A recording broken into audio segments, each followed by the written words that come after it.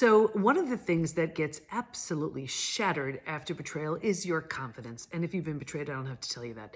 Now, just as the invitation is to intentionally and deliberately recreate a new version of you after betrayal, you need to intentionally and deliberately recreate confidence and rebuild confidence after betrayal. Well, how do you do that?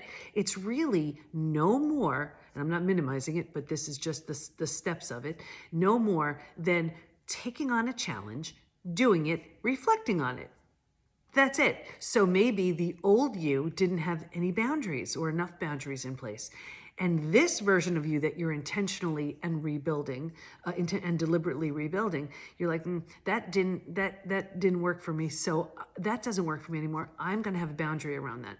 And is it going to be awkward and uncomfortable? And will you shake up the person that isn't used to you having this boundary? And will they maybe look at you like, what's gotten into him or her? Yeah. And you say it anyway. And then what happens is you look back and you're like, wow, go me, right? And then there's an opportunity maybe to speak up as far as something else goes, maybe at work, and it's scary, and maybe the old you never used to do it, but this new version of you that you're deliberately and intentionally creating needs to have a new level of confidence. So you think of, get your mind in the right place, you take a deep breath, you walk into that office or whatever, you have that conversation, you reflect, you're like, I did it, go me. And then you look at other things in your life, like maybe you don't have confidence as far as because you're not looking the way you want to look. So maybe it's time to get back into the gym.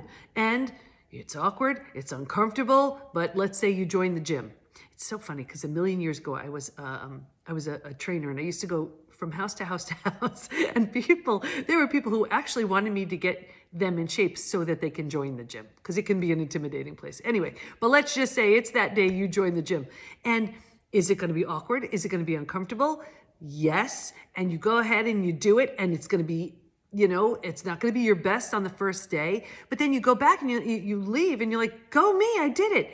Confidence is no more than having that idea, taking it on, and then reflecting on it and say, ask yourself how'd it go? Because here's the thing.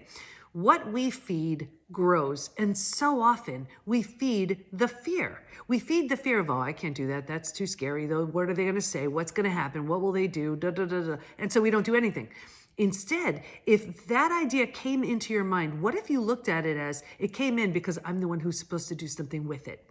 And you can either have the fear and feed the fear, or make that decision, say and do what you have to do, so that you're creating that new level of respect or boundaries or whatever it is. Then you reflect on it and you go over it and you're like, how did that land? How did I do? How did I like it? And confidence is no more than doing that over and over and over again.